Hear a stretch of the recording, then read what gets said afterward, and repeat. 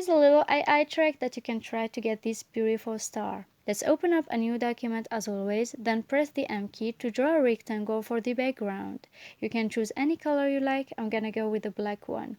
Please don't forget to lock it so we don't move it accidentally in the next steps. Now let's jump to the main shape, the star. You just need to keep pressing on the shift key while drawing so we can have the right angle and a perfect star. You have the choice to draw it larger or smaller. Either way, it will look fantastic. Let's first click on the stroke panel to raise weight, then press on round cap and dashed line button so we can modify the dash and gap numbers. Finally, switch the profile to this one.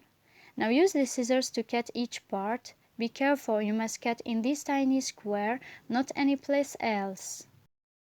My favorite step is about to begin. I'll be coloring each part of the star in a different color. You can prepare your palette or simply test some colors like me.